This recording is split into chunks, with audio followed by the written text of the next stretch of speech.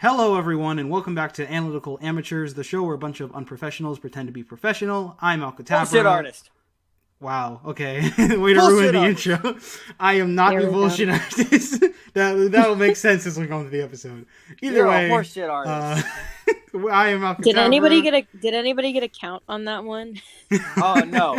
Did anybody actually go through the effort to count? No, I'd like to. There's a lot of things I'd like to do. Okay, hold on. Go ahead, you go. Okay, tell them what we're talking about. I am Alcatabra. I'm here with Galactic Blame and Triple M. Say hello, guys. Hello. Bullshit artist. That's Triple M. And today we are here to talk about two movies because, this is the end of 2020. 2020 has been an absolute joke of a year. So why not end it on two of the biggest jokes to ever hit cinema, but for two different reasons. First I'm the Joker, baby!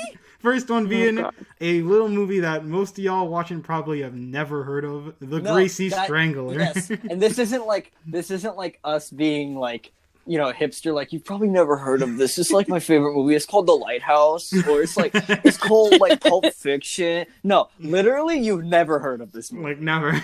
You've never heard of it. Yeah, it's called The Greasy Strangler.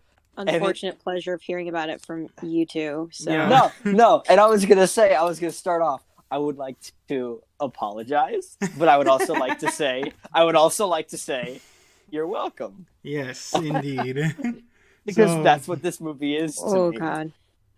So that is what we are covering today. The Greasy Strangler, as well as a movie that everyone's heard of, Joker.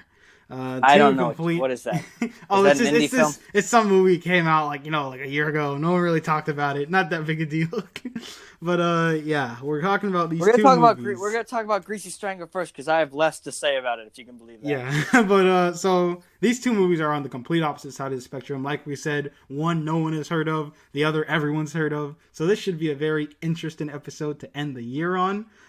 Triple M, blame Triple M for this. This is all his doing. He made us watch this movie. I think if I watch it one more time, it would make it onto my top 10 movies of all time. Oh, good God. I think I genuinely put it on that list. Yeah. Unironically. It is so fucking good, dude. So yeah, it's like this quote. I remember Mark Hamill said this quote about The Last Jedi in Rian Johnson. He said, "If this movie's wonderful, it's because of him, and if it's terrible, it's also his fault." So if this podcast is good, it's because of Triple M, but if it's terrible, it's definitely his fault. So yeah, here we go. Oh gosh, We're gonna get some opinions today. All right, everyone, shut up, and I'm gonna do the synopsis. All right, here we go. Synopsis: Brayden is a 40-something-year-old loser who lives with his dad, Ronnie, who is just the biggest Chad that you can even picture. Picture the biggest Chad you know, and then double it, and that's Ronnie. And then the movie starts, and it's like, Brayden's like, "Get up, Dad. We gotta get up. It's wake-up time." And then the first line out of Ronnie's mouth is, "You probably think I'm the Greasy Strangler. Well, guess what? I am the Greasy Strangler." Just kidding. And it's like, wow, this movie's throwing me for a loop, and I don't even know what's going on yet. It's like, wow. Oh, God. So it's like right out of the gate. It's like balls to the wall action, And then he's cooking breakfast, and I'm gonna be honest, this movie fucking sucks. It does. It's stupid as hell. This movie is dumb as hell. It sucks in the best way. Yeah. If anybody has ever, the only way that I can describe it is if you've ever watched The Room, the enjoyment that you would get from The Room, you would get from this movie. Except times like 12. It is so funny. If you're drunk. It's so funny. And you to anybody watching this, you cannot watch it alone. Except for these two guys did. Both of you watched it alone, and I'm sorry because I experienced it with like 5 other people, right? And we were laughing and shocked. And at one point, after the first murder, where he takes his clothes off and he gets naked and he wants to the car wash for the first time. This is a lot to dump on the audience. They don't know what's talking about. We can't do a plot synopsis because then you can't even fucking predict how this movie would go. There is no plot. So like the first time he gets naked, and the first time you see his massive dick. That is quite a statement. My friend, and this is like an 80-year-old man in context. He's like 80 or 75 or something. But the first time you see his massive dick, which I learned is actually a pool cue with flex like tape wrapped around it. Yeah, and they hide the apparatus under the mountain of pubic hair. Oh my goodness, that is anyway, glorious. Getting off track, but the first time you see his massive dick, one of my friends leaned forward and like his eyes were wide open, and he covered his mouth with his hands, and for like 5 minutes he stared at the screen. And I'm like, Chris, are you okay? And he looks at me, and he's got a single tear rolling down his cheek. I shit you not. He had a tear rolling down his cheek, like someone had just like murdered his parents in front of him. Oh my! And he was like, "Why did you make us? Why did you make us?" And I'm like, "This is good. What are you talking about? It's so funny, dude.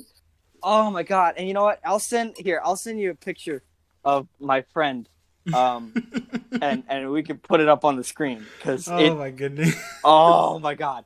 But I'm serious, man. You have I've been trying to tell people about this movie, and I was in the car with some other friends the other day, and I was like, I will give everybody in this car $2,000 if they can predict how it ends. And like, and they tried, and nobody got close. Oh my goodness. This movie's ending. It's just. It is something else. Well, yeah, like, so, I mean, in the most basic way you can put it, this movie is basically about a father and son who live together. They run a disco. Yeah, movie, they run a disco. They run a disco tour situation. They meet a girl named Janet who the son falls in love with. The father feels left out and ends up also flirting with Janet. So it's a weird rival story for a girl's affection, while also being a horror story about a deranged murderer in the streets who walks around covered in grease. It's the most random synopsis you could ever think of, and somehow it works. Like, this movie is the perfect, like, not so bad it's good, but, like, guilty pleasure film. Like, as a watcher... Literally guilty pleasure. You as a watcher know this is, like, terrible, and you still love it in every way. Like, this I don't even know if it's bad. Like, exactly. I've seen a lot of bad movies in my day. And you know a bad movie when you see a bad movie. But this feels... Yeah. This movie achieves its purpose. I think the director set out to make us feel what we feel. And it works. Like, I'd say a bad movie is one where they unintentionally fuck it up. But the director was fully aware of what they were doing with this disaster over here. So it's a, like, intentionally whack film. And so, like, this goes against everything that I value as a film analyst, and yet I still love it. It is something else, man. I heard about this. Go ahead. Okay, you guys want my honest opinion? Yes, please. Okay, I know I've been teasing this for a little bit, but honestly, I was like, maybe this is just because, like, what Triple M said is that it's best if you watch it with other people. Yeah. I was honestly a little bored. Damn. But even with all the bizarreness. I don't know what that says about me. Are you used to not this? Because it's like, not because it's slow paced or anything. Like, I'm not saying that I have like the attention span of a goldfish or something, but I have. It's just I don't know. I don't know what it is, but it just, you know, like I understand where you guys are coming from, and maybe, and I bet if I watched it with you guys, it would have been hilarious. I want to know what you've been watching then. But what the fuck? Right? What have you been watching? That I was like not really like there was a little bit of shock at certain points, but like it never blew me away. I don't know. That sounds weird, but I didn't hate it, but I didn't love it either. It was. I've never used this term before, but I'm gonna unironically use this term. This film is an emotional roller coaster. Dear God. I can understand that. Yeah. No, because the emotions that I experienced from this range to like disgust and joy and laughter and horror and even a bit of fear at points. And then there's confusion and repulsion and honestly, I got a little bit turned on. Okay. Something Hey, to each their own, fam. Something about that grease. I don't know. They put the grease in the Java, and I was like, I don't know. That kind of does it for me, you know. I am of course joking. Okay. I discovered this movie because my father was like, "Have you ever heard of this?" And I was like, "No." But describe to me the plot. And, you know, as we're figuring out right now, the plot is just impossible to describe without sounding like a fucking crazy person. So the way my dad described it is they take every ugly person in the world and they make them get naked, and that's the movie. That's a pretty good way of putting it. Not bad. It's wacky, and I don't understand. Goodness. This movie is an enigma. You said one of your emotions that you felt in this roller coaster of cinema, I suppose, is horror. Cinema. Is horror. Okay. Maybe I'm just crazy, maybe I'm just desensitized, but where did you really feel horror? Because I did not get that. I felt a little gross. The old man with his giant dick walking around. I would say that's gross. That gave me nightmares. Okay. That gave me nightmares, fam. Okay, his dick is so overblown that it doesn't really. Pointy. It's pointy. It looks like you can use it in a sword fight. Don't remind me. It's disgusting. I didn't understand why it was pointy until I read that they used the jagged end of the pool cue. No. When I say horror, it's not like the typical horror movie sense. It's more like beyond disgust. Like if I were to walk out onto the street and see an inside out cat, I would be horrified. It's a horrifying feeling. And there are parts of this movie where my disgust reaches the horror. Like there's disgust when he like slops his fucking grease all over the sausage and eats it. That's disgust. But then horror is when he takes off Oinker's nose and fingers the hole. That was horror. like the worst part for me. Personally. Oh goodness! And he licked it too. And that's the thing. This movie has you saying, "Oh no! Oh no! No! No! No! No! No! No! No! No! No! No!" I was more emotionally engaged watching this than I was any other movie I have seen in the theaters in a long time. I'm going to be honest, and this sounds like such a soy boy comment, but I was more emotionally engaged watching this. Sorry, hold on. Let me figure out. The last time a film had me this emotionally like up and at 'em and like paying attention was Endgame in the theater.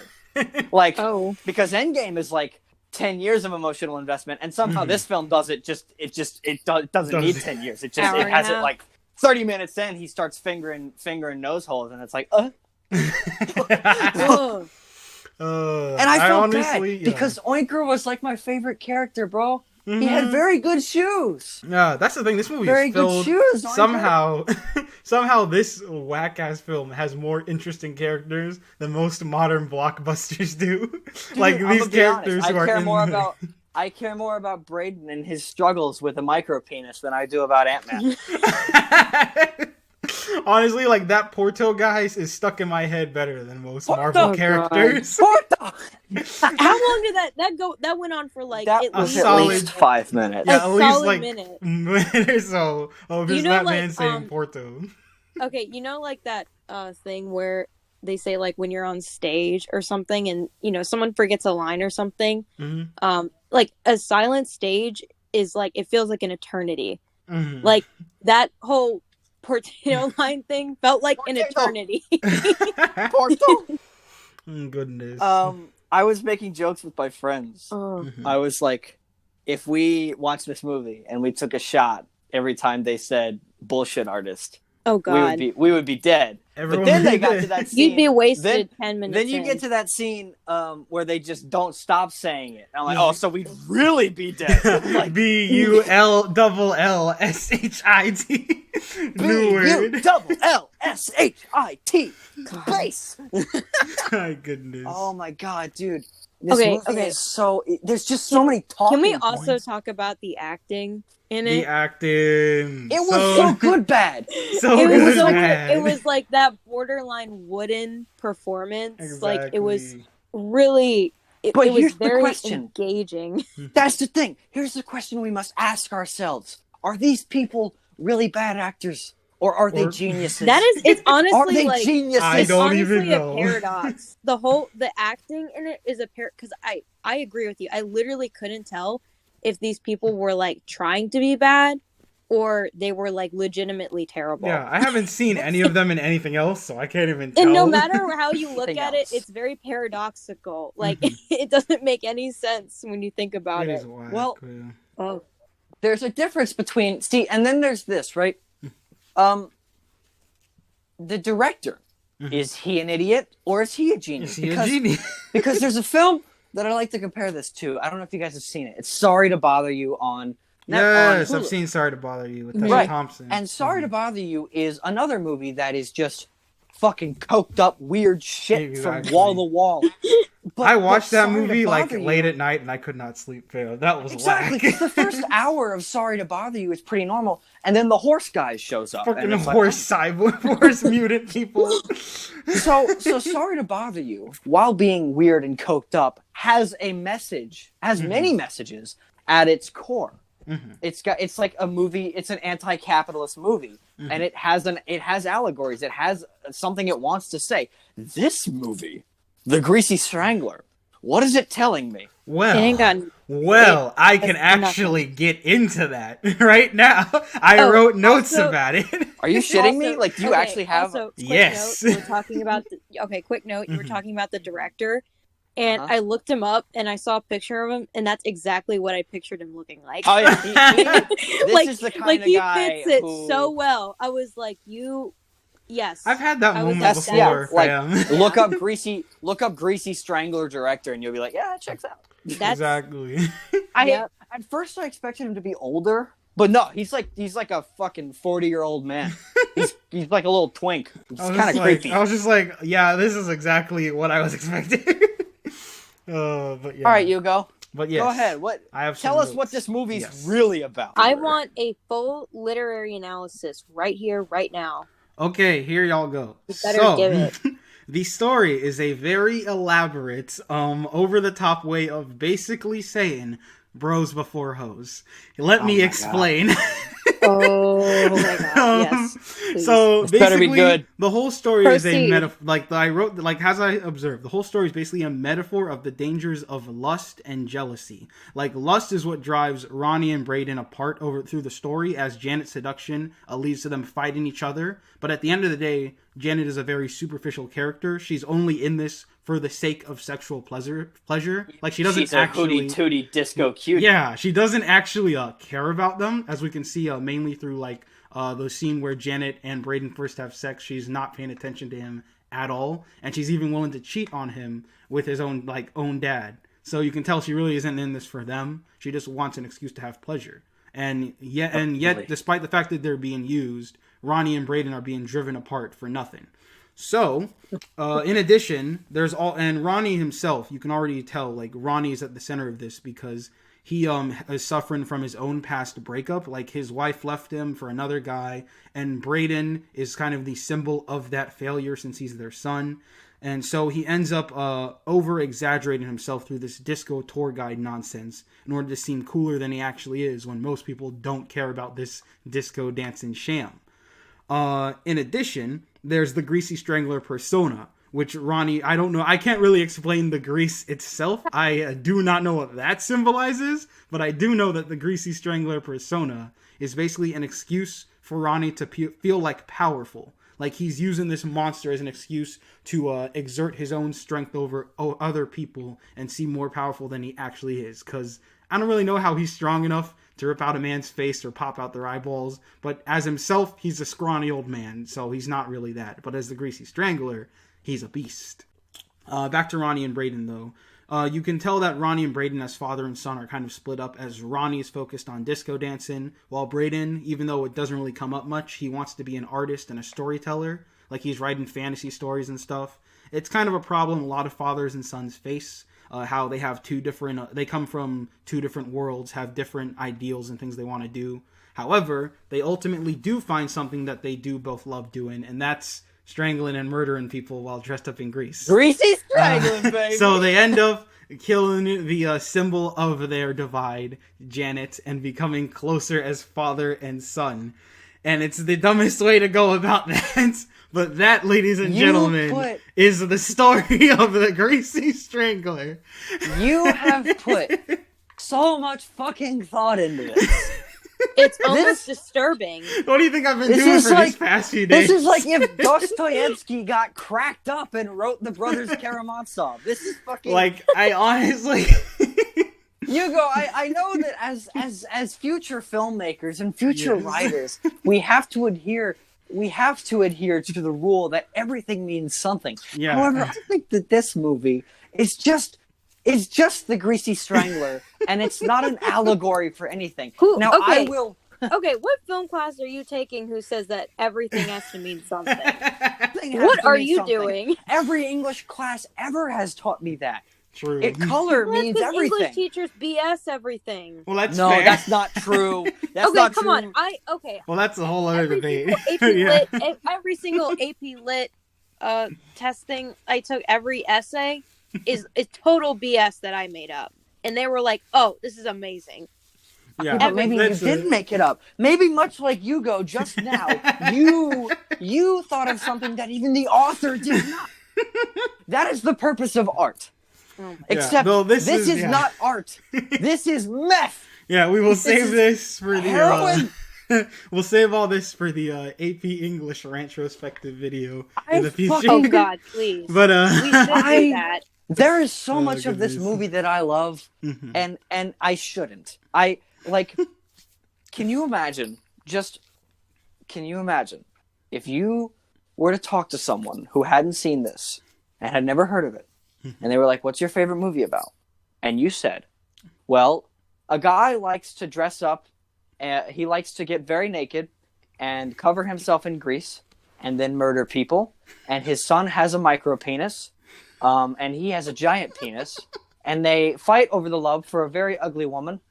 And they chant and scream and rave.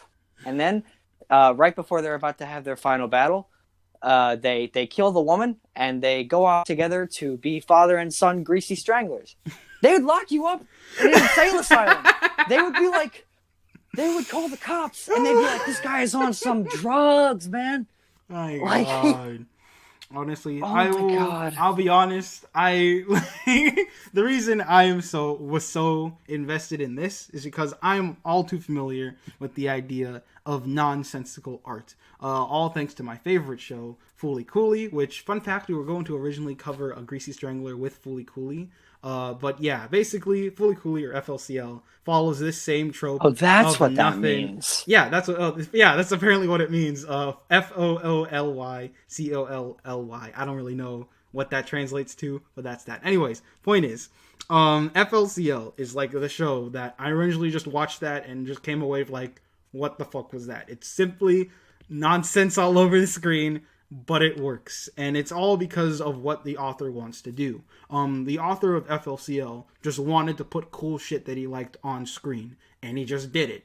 And then I ended up going out and researching this movie, and it turns out that the director of this film was of the same precedent. He just wanted to put all kinds of wacky stuff that he thought about on screen, and it became the Greasy Strangler. And I am all for that. I am all for just going with your gut and making something. It's like if Andy Warhol wanted to make a movie. Like, honestly. Oh, God. So weird. I honestly, I have never cared about film festivals or anything, but I remember this movie premiered at Sundance. I want to be in that audience, fam. I want to be in that audience who saw the Greasy Strangler at Sundance and see what that was like. if I could say one thing to the director, whose name escapes me, I'm pretty sure I'll put it it was on God. screen. I'm pretty sure it was God himself. Yes, of course. If I could say one thing to the director of this movie, it would be thank you. Just thank you. I've never had an experience like this with my friends. Yeah, we have that's watched. what this is, man. We've watched a lot of bad movies, bro. Everything sucks. You good there, Triple M? My phone fell. Damn. That's gonna be one. That's gonna be one for the recording. But yes, back on track. I watched a lot of bad movies with my friends. Just the other week, we watched Jack and Jill with Adam Sandler. Oh, Adam God. Sandler and Adam Sandler. I And didn't that's even get supposed to be through one of that the one, worst. Sam. I watched it because Dunkachino. But that's supposed to be one of the worst movies ever. And we felt nothing. There was no laughter, but there was no hatred. It was just kind of mediocre. But this movie, oh my God. This was something My for the God. books. And I'm about to go on like a week-long trip to the lake house with the same group of friends, and we're inviting a couple of other extra people, and we are going to make them watch it. We are going to subject them to it again. This is a film that garners many, many viewings. My goodness. All right. And I really have nothing else to say. I mean, I was not paying attention to cinematography. The lighting was just lighting to me. Music was this was glorious. The one time. The music The was music was absolutely amazing. glorious. I like the music a lot. That The music was something else. This I actually music, downloaded the soundtrack, fam. It is that good. This music to me sounded what I imagine it. I imagine this is what it would sound like if Sid from Toy Story made music. Oh God, that is the perfect way of putting it. It's like chopped up baby doll heads and mustard and cardboard. It's like what is happening, but it somehow fits the tone of the film. It's such a quotable movie too. Like exactly. I now call my friends bullshit artists. My personal favorite, that's Crapola, Hootie Tootie Disco Cutie. Oh yeah. You're a big cornball. Why not put a little grease in your Java? There's another good one. He's like, I'm glad I'm here with you and not at a dance club in California with John Travolta. Like, imagine saying that to like someone who hadn't seen the movie, and they were like, "What the fuck does that mean?" Other than that, favorite scene obviously is everyone's favorite scene. The 4 people who've seen this movie, their favorite scene is the random disco dance in the street. Nah, that's not my favorite scene. What's your favorite scene then? I very much enjoy the Ryan Johnson subverting of expectations. Oh God! In which the entirety of the film has been leading up to a climax between father and son. They're going to fight for the love of, I can't remember her fucking name. Janet. Karen? Janet. They're going to fight for not the your love ass. of Janet. Yeah. Imagine I'm tickling your asshole with a pink feather. No, God. Anyway, so they're going to fight for her love, and he gets greased up. And I'm like, this is going to be epic. It's going to be like Luke Skywalker versus Darth Vader, or Hulk versus Abomination. Like, 2 masterminds clashing. And then he gets there, and he strangles her, and then they eat her eyeballs. Yeah, it's like there's no lead up to it. It just happens. Like, there is no lead up to this movie. That's why I'm like, everyone who I tell, hey, I'll give you money if you can predict it, and they never guess it, and then I eventually tell them like what happens, and they're like, does that make sense with the context of the movie? I'm like, oh, not at all. No. This is a movie for crackheads. I imagine watching this while high is either the most terrifying thing you've ever seen, or the best thing you've ever seen. Mm-hmm. So final, and I really have thoughts. nothing else to say about it. I wrote down Big Paul, the blind man, deserves his own movie. I want to know more about him, as well as those 3 random guys. I want to know more about Oinker. Oh, Oinker, of course. I want to know more about Oinker. What was his story? I don't know. All I know is he doesn't have a nose and he's really into choking. So that will be. And he a has whole very thing. good shoes. Yes. He has very good shoes. That he does. Man should Very open a good shoe shoes, store. Zoinker. Yes, I need to find those shoes, fam. Yeah. That is the Greasy Strangler. Honestly, for That's those the of Greasy y'all, Strangler. for those of y'all who are listening to this with no context of the film, which is probably all of you, trust me, go out and watch it, even if you know the story, just for a good time. Just why not? I think it's like free on some movie sites. IMDb TV, I yes, think. IMDb TV Yeah. has free. it. It has it there, and it is whack. Amazon Prime, I believe it's also free on Amazon Prime. That's how I Well, watched it's on it. Prime, but like via IMDb Oh, TV. okay, I yes. don't know. I had to Just- watch ads with it, but it Yeah, wasn't a so lot. did I. And you know what? I'm thankful for the ads. I told Yes. my friends this. I'm like, I'm thankful for the ads, because if not for the ads, I think I genuinely would have started leaking brain through my nose like Rudy Giuliani. Like, I Oh, fucking... good lord. I'm All very right, glad then. for the ads. I got like 200 seconds to decompress in between scenes. And then it just started again. But that's Yes. all I have to say. Yes. Let's talk about a worse movie. I'm Oh, joy. glad you guys enjoyed it. And so we are on to our next movie. Here's another divisive one. Yes, and ladies and gentlemen, we are talking about our next movie, The King of Comedy, directed by Martin Scorsese. Original joke! Everyone loves that joke. Such an original Wow. joke. I'm a brilliant. Get I'm your brilliant. Reddit karma. Thank you. Right there. I'll be here all night. Okay. Are you kidding In all me? seriousness. Redditors fucking love this movie. Any Redditor ever would not trash on this movie. This is like Reddit the movie. This is Reddit Lord. or iFunny the movie. But As yeah. someone who uses both of those sites, those sites are filled with morons who think this is the next coming of fucking Christ. And so that obviously means we're on to Joker, directed by Todd Phillips. The new Joker. Here we go. Okay. Where do we start? After coming off Greasy Strangler, I don't know where to start. I don't I think think we that need they're to the give a same movie. synopsis I since think they're the everybody's same movie. seen this fucking movie. Yeah. How are Greasy they the Strangler same movie? is just better Joker. How is that? Triple M. I'd Well, honestly love to hear let's- this. Okay, I'm here. I'm gonna go ahead and warn you. This is like the highest degree of pulling shit out of my ass. Oh joy. But both films are about two individuals who have experienced the very highs and the very lows of modern society. And it's taken a toll on their mental health. So they develop a persona that helps them get by in the daily life. But over time, those two personas clash and ruined the personal relationships that they have. Now, that came out a lot better than I expected it to. I'm going to be honest, bro. that is honestly a little uncanny how much that lines up. But yeah. No, I can't stand this movie. I'm gonna be honest. I'm like the only I don't know if I'm the only person in the world who hates this movie, but I sure don't like it.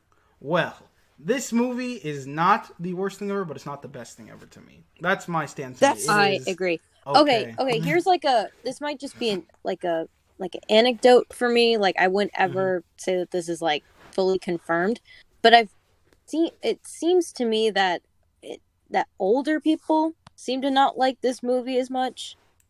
Older? Are we talking like Martin Scorsese old? Or like No, like I'm boomer, talking like like boomer Martin old? Scorsese's probably got I'm his talking fucking people copyright who, like- lawyers on this. I'm talking people who like are like parent age or something. okay. Like I don't know. That's what I've seen personally with people. My mother didn't like it. And my mother doesn't like it because, it's so gritty and it's so violent and it didn't make me happy. I don't think that's why I don't like it. Well, I know why I don't like it. I got a lot of fucking reasons. None of it. I watch gritty movies all the time. I watch gritty movies with Joaquin Phoenix all the time. Oh yeah, he's in a lot of them, man. But this film, All right, I 50%. want you Go to ahead. tell me why you really. I'm very curious. Okay, I hear you bash on it all the time, so I'm very curious. What is your root reason? Oh All wait, right. No, before I we got get a into couple this, I'm not judging. No, you. hold I'm on, just hold saying on. I'm You go, genuinely interested. you go, what's up? before we go, I want to get into like the technical stuff because I want us to talk technical, then story, and then like get into like analytical stuff. So first, I want to talk like technical production. Stuff. Yeah. For production, honestly, with all its faults, I gotta say this movie is pretty good on the production side, at least I to think me. the production's great. Like, first of all, is obviously the thing that everybody talks about. Joaquin Phoenix himself as the Joker. His performance is pretty fucking good, in my opinion. Hey, like, fuck you. Hey. Damn. Hey. Oh god. Hey, he's not the Joker.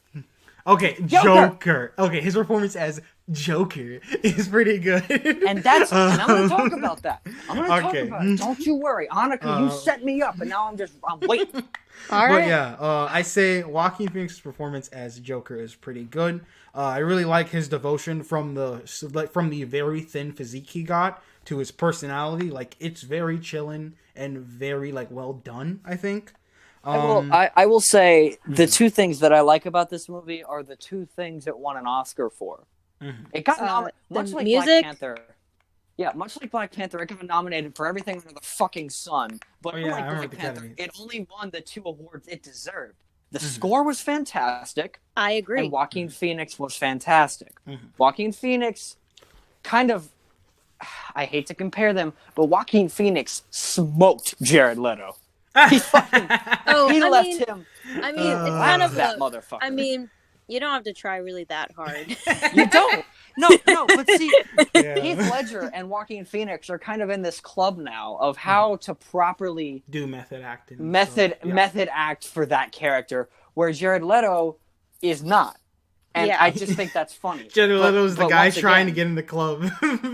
Once again, I don't think that Joaquin Phoenix is the Joker, but whatever. We'll talk about that when I get to why I hate it. I think. Well, I don't like people who like compare Heath Ledger. I'm not saying that you do, but I'm saying like people who compare Heath Ledger and Joaquin Phoenix's performances because they're very different. Yeah, they're different, and they take it in a very different direction. So I don't think like I don't like people who say like, oh, objectively this is the best Joker. Yeah, or you something. got one. I'm you like, have one who is written I'm as like, it's you know, it's a taste thing, and it depends. I think each one fits the tone of their movie correctly. Because let's be real, this and The Dark Knight have two completely different tones. Yeah, like you have one that's not. Dark Knight is overly pretty hopeful, and this movie is a pessimistic pile of shit. It's you know, apples and oranges. You can't really compare it. Other than that, I'd say aesthetically, Gotham City looks like absolute shit, and that's a good thing. Like, yeah, I think agree. That they made this is my favorite Gotham City, even better than Tim Burton's, which I love Tim Burton's Gotham. Like, as much as I criticize the old Batman movies, one thing I love them for is their set design. But I think that honestly, Joker takes the cake on this. Like, Gotham City looks like very gloomy. It looks like shit. You have crummy. Like, the apartments are crummy. The trains are crummy. There's garbage the trash everywhere. Is everywhere. Yeah, like it really works. And you can tell like this is the type of place that a criminal would truly come from. Like, this is the type of city that would create criminals like Joker, Penguin, Two-Face, and all that. And I gotta say, like, it also exposes our bias because we've always seen Gotham from the perspective of Batman, you know, the 1% who's in a comfy mansion on the hillside. Like, we've never actually been in there. And I think that this movie was a fresh change of pace to actually put us in the city. Agreed. If you don't read comic books. Oh, well, true. Can I? We'll get to that. All right. I'll talk. Okay. A weird, like, kind of very more specific technical thing. I really like the color of this movie. Well, definitely too. I think like that even the lack thereof in some cases. Like I thought they did a really good job with the color palette because they could have easily made it a very gross and grimy looking movie, and they did that where it was very fitting, but it was still kind of saturated in the right places. It's kind of I can't really describe how I see it. Like, I'd probably have to see it again. It's been a little while since I've watched it, but I don't know. Like, it felt like it was colorful in the right places, and then it was pulled back in the others. Because it's usually like one or the other with a lot of movies, and I think this one did a really good job at both. Yeah, it looked pretty grounded. Like, you know, it looked like the type of place that would be crummy. When the sun, it doesn't look like it's a complete dark apocalypse all the time. Like, when the sun comes out, you can tell that the sun is out. Unlike other movies where it's either super dark or super light too much. I think this was the perfect balance. Other than that, it looked like a real city that, you know, could exist. And I'd say, like, the first way to put it, someone like put it geniusly, like saying they made Gotham City a character, and a damn good one at that. And I think that's the best way of putting it.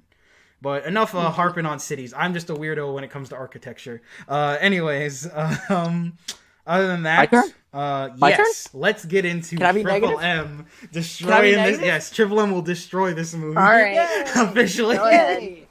Yay! I can be negative. Okay. All right. I fucking hate this movie. Damn. And 50% of my hate comes from the movie itself, but the other 50%, and this is what actually annoys me the most, because the movie itself... Shut up, Logan. Here, go back to original. 50% of my hate comes from the movie itself. I'm trying not to get off track. But the other 50% comes from the fan base and the reaction and the treatment of this movie like it's the next coming of Jesus fucking Christ. Is it as bad It's as not. the Snyder movement? Is it as bad as the Snyders? No, like in comparison. The Snyder simps. Because people who like Joker aren't like in your fucking face about it. Because people who like Joker don't attack people who like Shazam. Because at least they're intelligent enough to recognize that they're two different fucking movies. But the people who like Snyder are like, I don't like Shazam or Wonder Woman 84 because it has color in it. But fuck you. Anyway, sorry. Just Okay. Content. Start with the actual film, and then Okay. the actual film. progress. There's nothing. and then we can have some back and forth here because I probably disagree with you on some points, but Ooh, probably debate. agree with Okay. others. nothing. I'm up for Okay, I'm debate. not a complete simp for this movie. I have issues with it, but I like Okay. other parts. Okay. All right. There's nothing for me to chew on with this movie. With the story, You know, mean? the films, Okay. the stories that it gets compared to all the fucking time, and it doesn't deserve to get compared to these movies, is Taxi Driver and Suicide King of Squad. Comedy. No. Yes. Nope. Shut up. You shut up. Let me rank. Stop. Okay. Okay, Taxi Driver and King of Comedy. Mhm. Yeah. Taxi Driver is more of a loose comparison, whereas King of Comedy is pretty much the exact same fucking movie. Even I'm Yeah. going to admit that, honestly. Like literally, it's the same movie. I need to It's see a King comedian of who's Comedy shitty again, at his yeah. job and has mental health issues. Looks up to another comedian who he idolizes and he kidnaps and. It's the same fucking movie, and that's my biggest problem. Is that they just took King of Comedy, an obscure little Martin Scorsese film that had nothing to do with crime. Because you know, if Martin Scorsese makes a movie that has nothing to do with crime, nobody's gonna fucking watch it. They take a little obscure movie like King of Comedy, and they slap Robert De Niro in it, and then they slap a DC coat of paint, and it's the best thing ever. It's not. It's not good. It's not good. Well, there's an interesting story behind that, actually, from the perspective of fans and director. I remember I saw an interview in which the director, his name escapes me, I'll remember it. Todd Phillips. Todd Phillips, I yes. think. Todd Phillips. Yeah, Todd Phillips was in an Phillips. interview talking about how the reason he made this movie was, I don't have the exact quote, but it was something like he wanted to sneak a real movie into the blockbuster scene. Like, basically, he wanted to tell this grounded character study story amidst the big blockbuster like Hollywood scene, because you know nowadays everyone's watching the Avengers movies and the big Star Wars movies and stuff, so he wanted to sneak a movie that was about character and focus into that scene, because you know I like blockbusters, but I'm not going to pretend that most of them are better than they are, you know. And he wanted I think the last do something I like think The that. last good combination- Mm-hmm. the last good combination of. Sorry, go. No, okay. So, like, it's also interesting to consider his history as a filmmaker. I mean, he's most notable for like the Hangover movies, which is I have not seen very those movies, different. but yeah. so it's very, very interesting that he did that. But also, I think I also remember seeing some kind of interview or something where he said that it was basically some sort of like, I mean, I guess like he pulled back from comedy because like he felt like he couldn't do comedy anymore or something, like because of the social atmosphere or something. Like, I think that's what he said. I mean, I have no idea, but you know, I don't know. I just think that the context behind this film is kind of interesting. Okay, well, back to what I was saying is and you guys brought up a good point. Is this film is like everybody's always like, oh, but it has so much to say. Oh, but it's the themes. Like, let's examine the themes. Rich people are bad. Damn. And if you have a mental illness, then you're misunderstood. And poor people are good. And it's like there's no real message. The message is like if you have a mental illness, the only way to be accepted is if you is if you become a criminal and like kill everybody and just appeal to all the incels of the world. Okay. Well. Okay. I think I have a Okay, very go on, different analysis of that as someone with someone who knows people with like mental health issues and such. And I think it's because okay, so let me try and verbalize this. Okay. I feel like that this film says more, not like that, you know, that the only solution to having mental illness is become a criminal. I don't think that that's what this is. I think that you can interpret it as that, but I think that, no offense, but I think it's a bit of a superficial way to look at it. Is the fact that the reason why, you know, Arthur gets like turned and whatever is because there's a lack of funding. And the people up top don't care about the people below. And that because that there's a lack of funding, and because people turn their back on this man, and because no one is willing to help people with mental illness, it can turn people, seemingly good people, into bad people if they don't get help.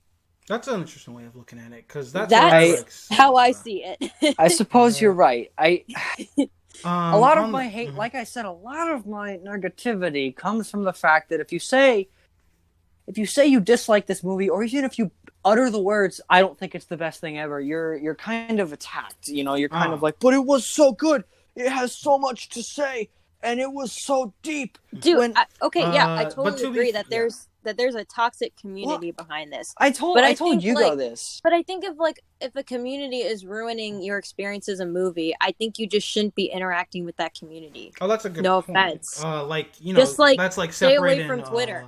Like separating art from the artist and whatnot, or seperating the community. But this isn't even the artist. It's just a bunch of weird people that have like separate the art from the artist. That have art like from the arts separate the art from the art consumers. Then that's the new phrase. I told Hugo this when we were talking about our Last of Us 2 thingy, which and by the way, fucking called it. It won Game of the Year. Oh yeah, there's a little continuity for y'all.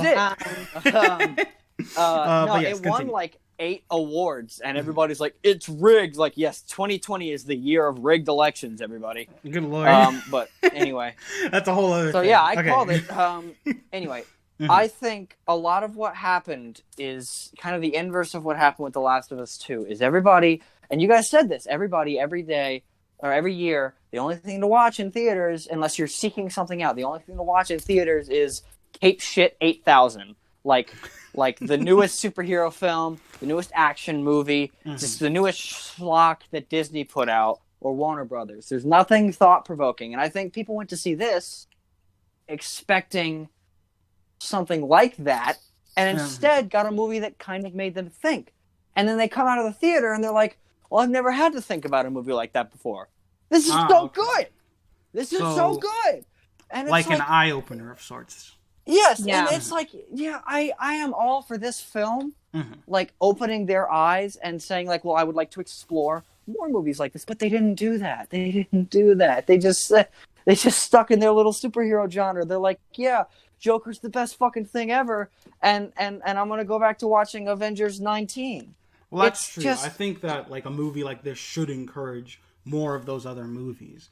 And even if I'm ignoring the fan reaction, it's just not that good of a movie. It's nothing I haven't seen before. It's literally King of Comedy, but it's got DC characters in it.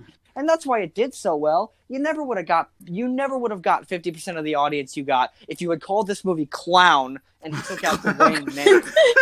If it was just called Arthur Fleck, or if it was just about Arthur Fleck, and it wasn't set in Gotham, it was set in fucking Boston or something. You would have gotten 50% of the audience if this didn't have the Warner Brothers DC logo on it. Well, to be fair, they knew what they were fucking doing. Remember the interview I brought up about Todd? That was his intention. intention. Yeah, he was all like, "This is the only way to get this movie made." So I think that has to say more about the community than the movie itself. And I feel like that should.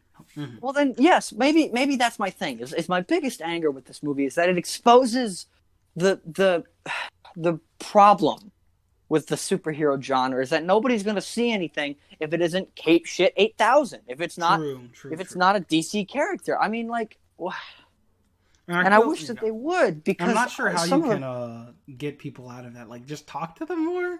But here's what you do. Here's what you do. Stop making them. Of course, that'll never happen. Of course, it'll never happen. But just stop. If we were to stop making, well, okay, the spaghetti western era of film. Like, remember, we weren't alive for. Everyone likes to compare. We weren't alive for this, but there was an era of Hollywood for like 15 years. The only fucking thing you could see in theaters was John Wayne doing cowboy shit, and then eventually that ended, and then there was like the nice little era of the 70s and 80s and 90s where a bunch of cult classics came out, and then Spider-Man came out and was like, oh my god, superhero. But I don't see the superhero genre dying out the same way spaghetti westerns did. True. But yeah, that's a whole other thing. But we're getting off track a little. But back to the movie. I'm sorry. I'm telling you, this movie brings out the worst, most cynical part of me. And I hate that, because it really isn't that bad. It's just nothing I haven't seen before. I understand that part, but I do. I agree. I don't think it's like the best movie ever or anything. If it had won Best Picture, I probably would have given up on the Academy. Although I already have. I already have given up on the Academy. Like, they gave Bohemian Rhapsody Best Editing, so that's where we're at. Oof. On that note, I'd say that the best part to explore would be like the main story, because there's some interesting and also some questionable parts to it. Mainly, I like to say that even with its lack of originality, I think what works about this movie is that it is a good reinvention of like comic history. I think that this movie is good for the fact that it is a precedent for something, but we'll get back to that at the end. First, I want to talk about the story, which I think that Arthur's story is actually quite understandable. Like, this movie did a really good job at capturing like exactly what drove him to become the criminal he is. There's only one problem with it, and that is the how do I put this? Ambiguity, I think, is the way I'd put it. This movie likes to play around with the idea of ambiguity while also trying to promote a sympathetic message. Because Arthur, as we see through the story, has an issue with reality. Like, sometimes he'll imagine things. He's an unreliable narrator. Yeah, that's the biggest problem with it. He's an unreliable narrator, and also a lot of important details are left ambiguous. I'm losing my words here. Goodness. They're left ambiguous. Okay? Yeah. Are you getting Greasy strangled? Not right now. But anyways, mainly I think like the Thomas Wayne Penny Flex situation is the biggest example how they never actually resolve it. Like, the movie's all like brings up the question, is Joker actually to like Bruce Wayne's brother? And then it never actually answers it. It's like, oh, maybe Thomas Wayne actually faked the papers in order to cover it up. But also maybe his mom really is just crazy. Or maybe his mother's crazy. And they never actually really answer it, so you never really know how to feel about that. Because if Thomas Wayne... Should I feel bad for him? Or should I be like... yeah, get the fuck out of Thomas Wayne's face? I mean, I'm going to be honest with you. If somebody came up to me in a bathroom and was like, you're my dad, and I said, no, I'm not, please get out of my face, and they kept getting in my face, I would probably do the same thing Thomas did. I don't know if I'd hit him, but I'd push my way past him. Yeah, I don't know. I'd be like, just get the fuck out my face, If some guy had like come up to my house, put his fingers in my kid's mouth, and this is the same motherfucker that not like this is the same motherfucker that not like a day ago was like touching his kid. Yeah, and that's kind of the weird, that's where it becomes. You know what's funny? You know what's funny to me is there's another example of why I hate that this movie has a DC coat of paint, because the takeaway from that scene should be, okay, so Arthur is now touching a child inappropriately and had to be escorted off the premises. But the takeaway from that scene for a lot of people is like, oh my god, that's the Joker and Batman interacting. Exactly. And Alfred walked up. Yeah. Yes, like that's all everyone's thinking about. And and I'll get back to that. It's like, that's the first time Joker and Batman met, and then Joker kills his parents? Oh! Like, okay. Oh my God. Right. Yeah, we'll get back to that. I have a quick, I guess, okay, I have a quick thing about how you said how the film is too ambiguous. So She's gonna tear your ass a new one. Oh God! I don't feel like it's that's too bad of a thing. I mean, Okay. because I feel like, that's the point. I mean, like, the start of a good story always has like an unanswered question thing. Mm-hmm. This film has a lot of unanswered questions, and pretty much none of them get answered. Mm-hmm. Pretty much Yeah. none of them.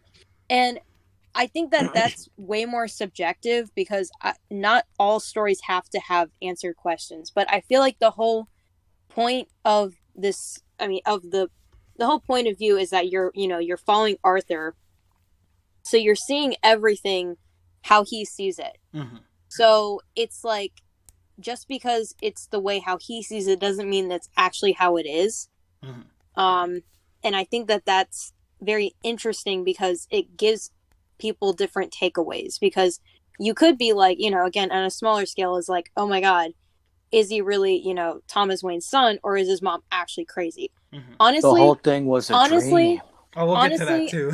Honestly, I like the fact that they never answered that more than if they just said, oh, yep, one or the other. I mean, they gave evidence for both. It's like, it makes you question things. They give evidence for both, so it makes you question, like, what you're thinking, because you're like, oh, I think this thing, and then it gives you something conflicting, and it makes you, like, question yourself. It almost makes you question, like, your sanity, in a way, in the movie. And I think that that's really interesting because they try and make you, I think the way that they try and make you feel for him is by literally putting yourself in his shoes and making you see that world the way that he sees it. So like it's very but ambiguous. but more to that fact, I think Okay. there's a way to go too far with that, because Okay. this character of Arthur Fleck falls into the same category as, for me, he falls into the same category as, if you come away from this idealizing him, you didn't get it. Like, if you watch Breaking Bad, Oh and no. you come away from that Yeah. saying I sympathize and idolize Walter White, then you miss the point. Oh The yeah. same yeah, thing yeah. is No, this. I love Joker, that meme where it's like, it's Walter White, my comfort characters, Joker, Walter White, Rick and and then Morty. Rick from Rick and Rick Morty, and Morty, yeah. and like Cartman from South Park. It's like, if you are idolizing these people, like, you're part of the problem. Motherfuckers be like, these are my comfort characters. Like, It's oh, like, okay, what? somebody call the cops. Yeah. Right. And that's the thing, is the community surrounding this movie. And I know that I keep talking about this, but this was my main interaction. I've only seen this movie twice, but I feel like I hear about it every fucking day. And everybody, when it was coming out, they expect, like, every single fan was like, the media wanted to turn this into some kind of, like, violent shooting. Oh yeah, and the whole media controversy. the media was hoping that a there big would be a thing. violent shooting. And I'm like, I don't think the media was hoping for it, but I think they were expecting it, because let's go back in time and look at, the Joker in The Dark Knight. I mean, that was such a popular character that somebody dressed up as him and shot up a theater of the sequel. Oh yeah, that's a whole controversy thing. So it's Dark like, Knight. To be it's fair, like, there's I a don't lot think of that- he said, she said around that story. I'll put up an article if I can in the video. I don't. So But yeah, it's like, that's I a don't whole think the other- media was hoping for a controversy, hoping for a gunfight, but they were pretty reasonably expecting one, because they took the care. I didn't Go think ahead. that they were hoping. I would say more like they were trying to capitalize on it, because that's what media does. Yeah, of They course. want to make money. They want to get views. Obviously, they're trying to capitalize on it, but I think the expectation is just. I think that they took a character who was a side character in a movie, and then they made a movie about him, and it's like kind of the incel's Bible. It's like, Oh lord, isn't that term ironically? yeah, I don't know. It's but yeah, I see where I you're don't going. hate this movie. I know I don't hate this movie, he says, despite saying I hate this movie about 10 minutes ago. I just what are get you, so Arthur Fleck? heated when I'm talking. I get so heated goodness. when I'm talking about it that it just kind of, it bugs me. Yeah, I feel that. But Sorry, I back to, have a condition. Ha ha ha ha ha. But back to the point I was making earlier about ambiguity. Like what you brought up, Galactic Blame, is a good point.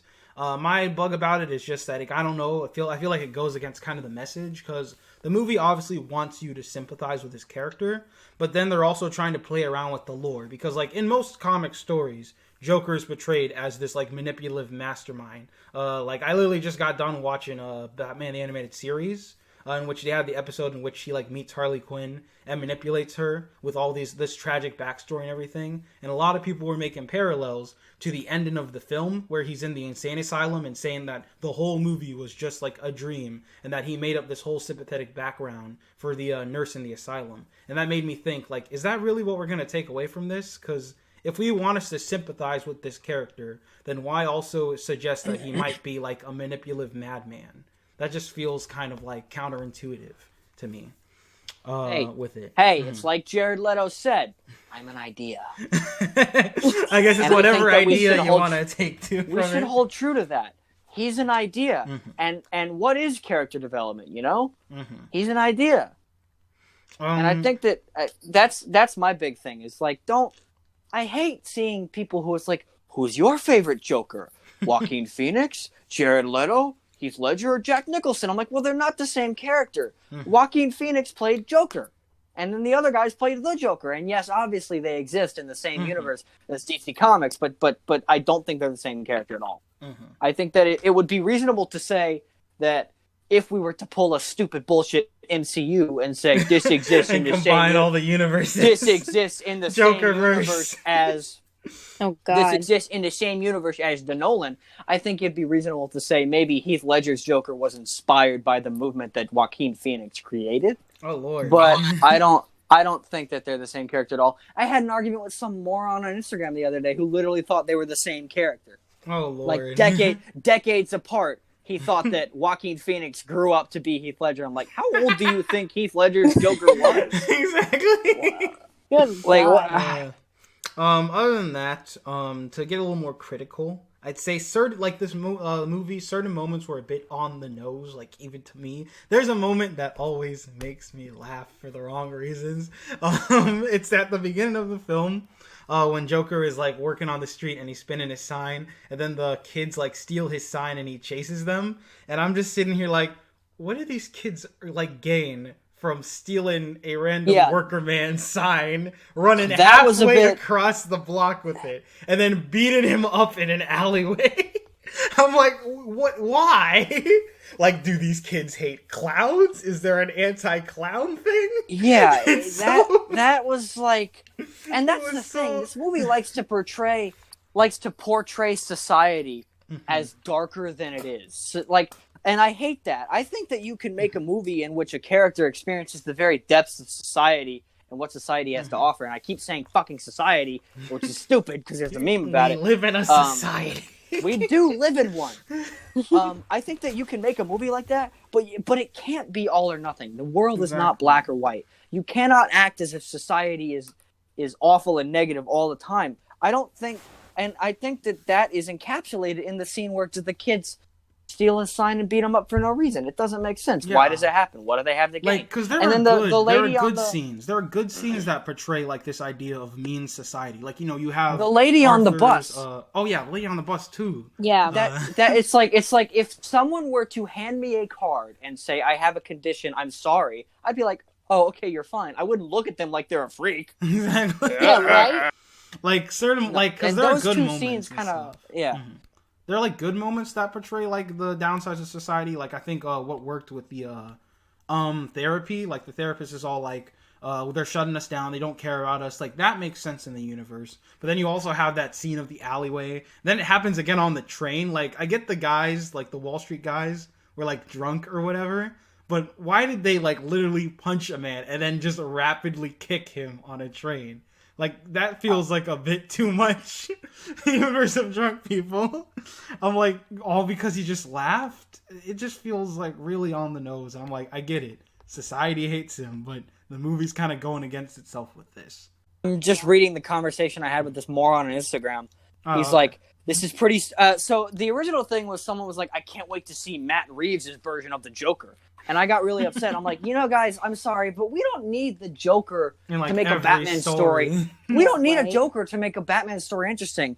And then they were like, that's pretty weird because the two best movies have Joker in it. And I'm like, wait, are you can't be talking about the first Batman, right? Because now you're talking about Dark Knight and Suicide Squad, or you're talking about no. Dark Knight and Batman. And then he's just like, I said, I don't know how it got here, but I was like, Heath Ledger's the Joker and Joaquin Phoenix's Joker are nowhere near the same character. Mm-hmm. And then someone goes, I don't know, that's pretty strange since Joker is the origin story of the character Heath Ledger played. And I'm like, that's just, and then I said, this is my word for word. That is straight up not true. Joker is a standalone movie. Not everything needs to be connected in some grand cinematic universe. And then he goes, so Joker that dresses like the DC figure, has a similar background and behavior, has nothing to do with the other figure called the Joker. And I said, yes. Yes. It's possible. I mean, that's the problem with superhero cinema in general, how the fact that these characters keep getting recycled. I have a whole video on that, cough, shameless plug, cough. But, that's a whole other, issue. Matt Reeves' Batman fit into the Zack Snyderverse. Here's a 12-minute video on why I think they fit in. My God. Yeah. That's a whole other thing. Can't wait for Snyder Cut. Other than that...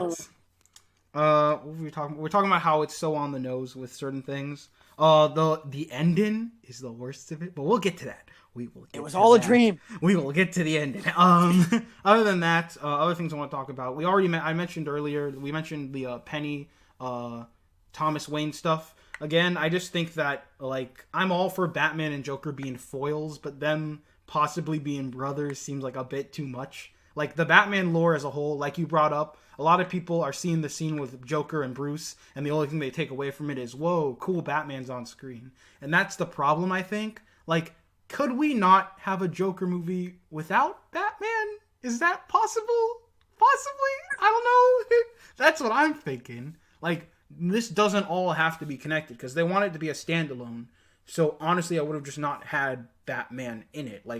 You can have Thomas Wayne... Yeah, they honestly could have had Thomas Wayne and not had Bruce all that. at all. Did we need to see the Waynes get shot again? That scene where Bruce was in it felt like something out of Star Wars. It did set up. Remember this character? Remember Darth Maul, guys? Remember Darth Maul? Some fan service type bullshit, like Luke Skywalker showing up out of nowhere. But we'll talk about that. Oh, that's a whole other thing. But yeah, we really didn't need all that stuff in there. I feel like it really distracted from the point and just further exemplified the whole blockbuster problem. Again, people aren't focused on the character. They're only focused on what they recognize and stuff. I'm wondering if that was a studio mandate. I'm just kind of think so. It probably was. And if it is, then I won't blame the film for it, because, but if it was, then that's a genuine criticism. Mm-hmm. It was honestly pointless. So, other than that, this movie had a good ensemble of characters overall. Although some I feel like could have used work. I think Penny Fleck was a good character. You could see how, despite her coming off as sort of innocent, you can tell that she's the type of person who could not raise Arthur right. One line that really stuck with me is when Arthur's talking about how he wants to be a comedian, and she verbatim says to him, "Don't you have to be funny to be a comedian?" Funny. And I'm like, God damn. Oh, right there. If I was Arthur, my soul would have died right there. There's this one scene that really stands out to me.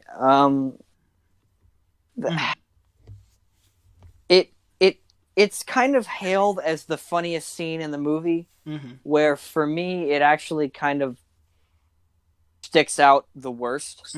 But the scene in which he kills the big fat guy.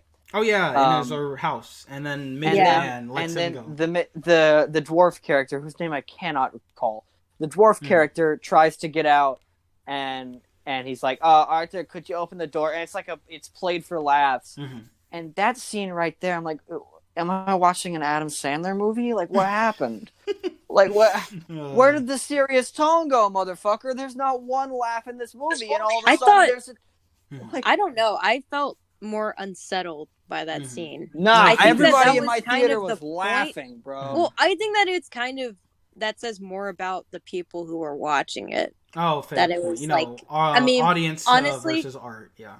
Because because I saw this movie 2 different times, so I saw it with 2 different audiences, and one of them was very unsettled and another was also unsettled, but you would get someone who would laugh a little bit, you know, and sometimes people laugh because they get because they Nervous. get nervous, yeah, or like, yeah, so that's the thing. But I mean, I felt like that really wasn't what they were doing. I thought that they thought it was funny, and I think that's I don't know. I feel like that said more. I saw it as ironic humor. I More didn't than see it anything, as like a.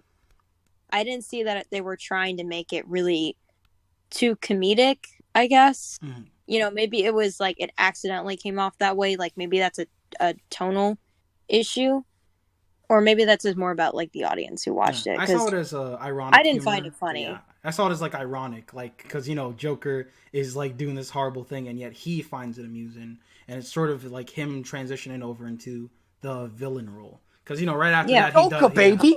Yeah, right after that Joker, he does his iconic stairwell dance or whatever. Yeah. Well, I mean, I like the part about that. That's a scene. pretty I good like scene. the part I about kind the of like that scene. scene. I like the part about the scene, where he kills the guy and then the other guy's like, "Oh my god, let me out." I like that because you honestly, like, the first time you watch it, you literally don't know what's gonna happen. Oh yeah, like the little suspense there. That was, And that's good because that's like what his character is supposed to be like. It's unpredictable, and I felt like it could have gone any way. Other than I like that, yeah. Yeah, I have nothing really left to say. Well, I have that's some surprising. thoughts. I have Okay. some thoughts revolving around Here we the go. ending. But first little things that I forgot to mention, just minor things. First one, Sophie's involvement was kind of meh to me. I feel like they could have done more with her. Because most of what we see as Sophie is just a figment of Arthur's imagination. I think like her role was like basically just to make the audience question everything. Like to be like she's the one reveal, and then it's like, oh my god, what could have happened with everything else then? So I do think that she was kind of wasted. They do leave her a fate ambiguous as well. It was apparently revealed in a deleted scene that she's okay. A lot of people are saying that Arthur killed her after the reveal, but no, she's fine. I don't even know how that interaction went. Like, you just find this man drenched in water in your house, and then it's just like, could you get out of my house, please? So I imagine Arthur literally just left. And, like, she probably almost had a heart attack or something. But, yeah, he just kind of left her. That was also just left ambiguous. Fun fact, I remember when I watched this movie and she was first introduced, literally, I kid you not, behind me, someone was like, who the hell is this chick? When, like, they started kissing, and and the person next to them said, dude, that's Harley Quinn, didn't you know? And I just went, kill me. Hulk angry. God, I fucking hate modern movie audiences, bro. Someone literally said, that's Harley Quinn behind me. Like, dude, the fucking I know we're about to talk about the ending, but I remember I saw on Reddit a couple months after, and I hate that I go on Reddit, a couple months after the fucking movie ended, they were like, I didn't like the ending. I think a better ending would have been like, it says 30 years later. And then it cuts to a shadowy figure standing on a rooftop, and then a signal lights up in the sky, and then he goes, Joker. And then it ends. And I'm like, yes, Batman. Yes. Yeah, that's what this movie needed. But God. yeah, that was just a funny interaction I had in the theater. Wanted to mention. Other than that, there's like the fact that this is a little thing. Do clown agencies exist? Like, do clown talent agencies? Yeah. Those are real. Yeah. I could not find. I looked them up. I couldn't find anything. Well, not like talent agencies, but they're like contractors. I guess. So, wow. I mean, not as much now. This hire a clown. I could not actually imagine that being a thing. Like, just there being a whole station of people in clown makeup. But if that's real, okay. Well, people go to clown school. Oh my goodness. That's a thing. Oh, Dude, this can you world is imagine crazy. paying like $30,000 in tuition to learn how to fit into a tiny car? Oh yeah. Oh no, I think my drama teacher did that, except he spent 70,000 or something. Probably like Carnegie or something. Okay. Anyways, I just thought that was funny. Enough of college rants. Yeah. Other than that, there's the fact that, like, near the ending, so Murray just so happens to stumble upon a clip of Arthur messing up a comedy routine, uses that as material for his talk show, and then invites the guy into a show, which, while unlikely, I can go with. Like, a lot of people were complaining about how ridiculous that is. It is very unlikely, but we live in a world where a kid can yodel in Walmart and get on a talk show. Hold on. Yeah. Let me fix your fucking statement, Hugo. Oh god. We live in a society where a kid can yodel, where a kid can yodel in Walmart. Sorry, continue. Okay. And have an illustrious music career. Oh Lord. But yeah, that's unlikely, but I can go with it. What really bugs me is like the very end with the talk show. Everyone praises this like the best scene ever. I've never really liked it for just how unlikely it is. Because, so first of all, before we get to that, like Joker's on the talk show, he reveals he killed the Wall Street guys. Then he starts going off about comedy. Like he talks about how the quote, the system judges what's funny or not, and how he hates that, and that I felt just got really blocked on out of Twitter for place. saying Teen Titans Go is good. Sorry, Damn. that's just that's rough, buddy. That's such a non sequitur, but like I just got blocked on Twitter for saying Teen Titans Go is good. I'm sorry, that's an please. F in the chat for that.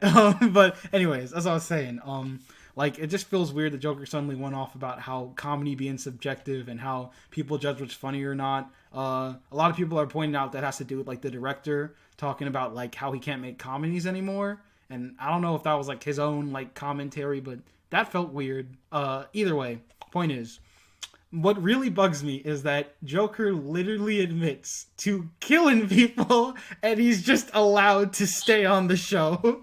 Like a cop really, just tackles him. Like just stood, like he just sits there, and Murray has no problem talking to him and continuing like interviewing him, and even like the old lady doctor and her assistant who are sitting right next to Joker just sit there and have no reaction after he says he killed 3 people. Like this clearly unstable man, you have no problem sitting next to him?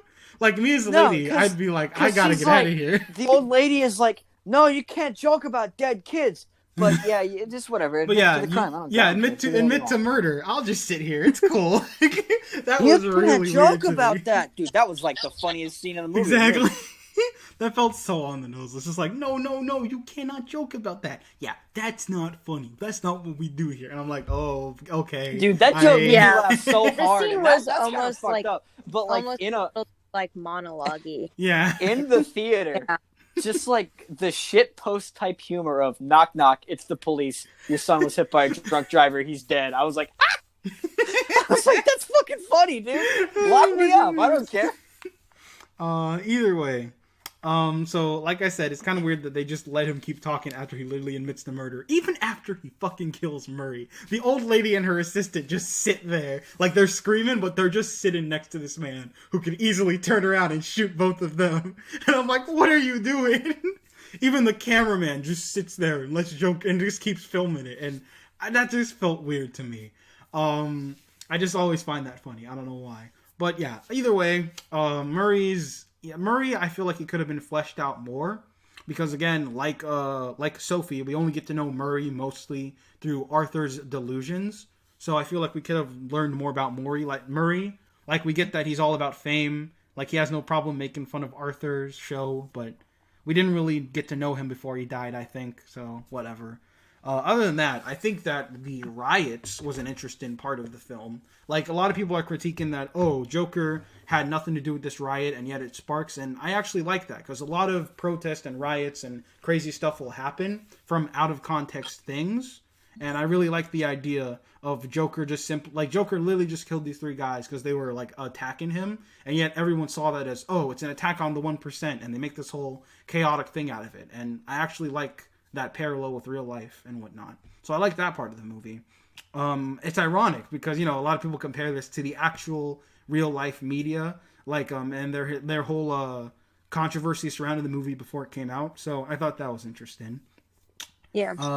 Other than that, I already talked about ending, his character. I guess. Yeah, the very end, he's in an insane asylum, and a lot of people are saying It was all a dream. The whole movie was a dream, which I don't know. I hope that's that's not. not. How I saw Yeah, it, that's not how I saw it either, and I hope it's not Yeah. true, because that defeats I the think- message. I like But that at least that it was vague enough that I know a lot of people who have very different opinions as to how they think the movie ended. Yeah, so like I said, that's not how I see it, but I mean, if that's how y'all want to take it, whatever, I guess. All I know is it was a very interesting character-driven story. And what the hell did you just send me, Triple M? Put that shit on screen.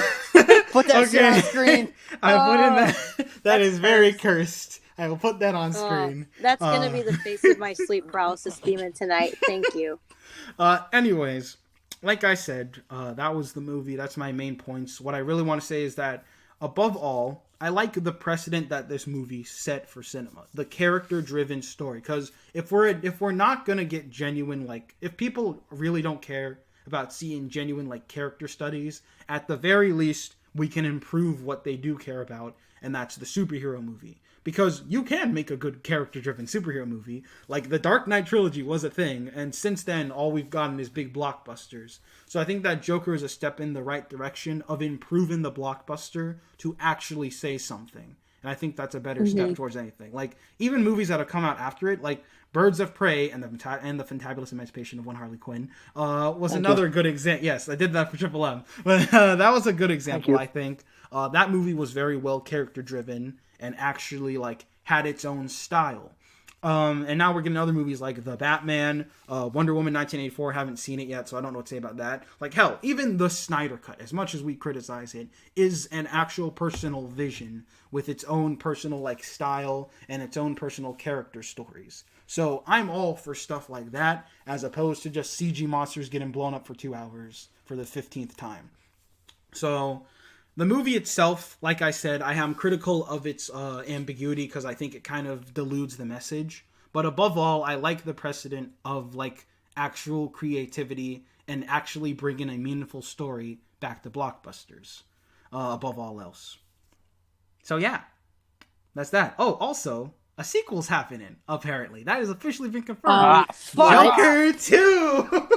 Joker 2, Electric Boogaloo. Electric Boogaloo. Joker Infinity War, Joker The Return of the Joker. I don't think we need this at all, honestly. That just kind of soils it. Even the people who like this movie don't want it. Exactly. Yeah. Just leave it be. But, you know, as soon as you get a success, the studio wants another one. Honestly, I don't know. It just feels unnecessary. Like, we've seen enough of the character. We've seen enough of the character in general, but we've definitely seen enough of this version of him. So if I would just leave it be, honestly. But, you know, I swear if they put Batman in the sequel, I'm going to throw up. I might Let's just end the thing with our recommendations. Yeah. Oh, wait, we have to do some conclusive thoughts on the things. Like I mentioned, both of these movies, even the Greasy Strangler, because, you know, we always do a lesson with these films, and I think the lesson to take away is that these movies are standouts in their saturated media. Like, comedies nowadays are very, like, generic, are always focused on what gets the most chuckles. They don't really try as much. The Greasy Strangler said, fuck it, I'm gonna make a weird-ass comedy and do what I want. And the Joker is a blockbuster amongst a sea of standard generic blockbusters, but it actually tells a good story. And I am all for that. You know, I'm all for actually stepping out of the norm. So if those two films share anything in common besides being jokes for their own reasons, it's that. They are the standouts in oversaturated media. Yeah, that is quite a leap I took right there. But hey, gotta tie it together somehow. Good enough. Yeah. Either way, that's kind of all I gotta say. So, on the note of Greasy Strangler, all of y'all who haven't seen it, go give it a watch for no reason at all. Get some friends, laugh at it. For Joker, what else are you going to do during quarantine? True. For Joker, y'all listening can make your own mind because we had our own different opinions on it. So tell us what you think below and whatnot. Who was right? Cough, I was right because I'm awesome, obviously. But who was right? Who was wrong? What was all that? And yeah. Recommendations. All right. What are our recommendations? I'm going to go first. All right, Triple M. I'm going to go first. Okay. Yes. Obviously, go watch The Greasy Strangler. Strangler. Yeah. But also, this is I can't believe I hadn't seen this until recently, but I watched the movie, and it's funny because this has a lot to do with The Last of Us too. Mm-hmm. I watched a movie recently called Heat with Al Pacino and Robert De Niro. And it has a lot to do with The Last of Us 2 in my mind, because it tells the story of a criminal who is trying to do one last score and move away with the woman he loves, and then a cop who is trying to take him down. And it tells both of their stories throughout the movie until finally they, meet face to face. And it reminds me a lot of Ellie and Abby, because you want neither of them to win, and you want the movie presents them as they're both the protagonist, and you don't know who you want to win. It's a really good story. It's a slow burn. It's fucking 3 hours long, but I recommend it nonetheless. It's really good. Heat. Can't remember the director's name, but yeah, that's my recommendation. Galactic Blame, you got one? I don't have a lot of like crazy stuff right now because I've just been kind of busy. Well, it can be anything. But yeah. But I mean, this was like months ago, but I got my cousin's HBO Max password, and go watch Chernobyl if you haven't. If you can stomach it, because there are some parts that are kind of hard to watch, but it's a really good watch, and it's I don't know, it's just go watch it. It's awesome. Love Chernobyl. My recommendation is a little cheesier compared to the rest. It is a cartoon that was on Nickelodeon. It is called Rise of the Teenage Mutant Ninja Turtles. It is a reboot of the TMNT. Yes. And I absolutely adore it. It's amazing. But it got so much hate. Exactly. But it is honestly really good. Did you watch the Godzilla Mendoza video on it? Yes. Dude, oh god, I love Xavier. Yeah, it's a very good show. I'm pissed off that it's not getting another season. Yeah, like I remember when it was first, I honestly understand, like, because when it was first revealed and I saw the image, I was like, oh, that looks gross. Then I saw the trailer and I was like, this looks interesting. Then I watched the first episode and I was like, I'm in love with this. Give me more. But yeah, the show so badass. is really good. Yeah, the show is like one of the best animated things I've ever seen. Like the animation is top notch. The crew is super devoted. It is a fun, good time and one of the few standout good reboots of like a old Saturday morning cartoon property. The pacing's kind of weird, I'm gonna be honest. Like the story can be kind of shaky. Like sometimes they focus on plot, then it takes a little while for them to get to it again. And the second season is also kind of poorly paced, mainly because the studio canned it halfway, so they ended up having to rush everything. At the moment, there's no plans for another season, even though there should, because it's awesome. However, there is a movie on the way, apparently, so that should be cool. Yes! Long story short, it's super well animated, it's super fun, it's a good new take on the characters, and y'all should definitely give it a look-see, I think. Oh, wait, speaking of Cartoon Network, yes. I just recently started watching, well, I mean, I was like, I felt curious, and I watched Flapjack again, and oh my god, that cartoon was way wackier than I remember it being. Yes, it's fucking weird. It's like the Greasy Strangler of cartoon. Okay. Oh, goodness. So, yeah, that was, so if you're looking for absolute nonsense that will speaking of probably disturb you, then I guess go watch Flapjack. If that's Speaking of Cartoon Network, I just got banned on Twitter for saying I like Teen Titans Go. Hey. Oh, goodness. Well, if that's all we have to talk about, then to sign off, and I'll see you guys next time. Yes. Bye. Goodbye, everyone.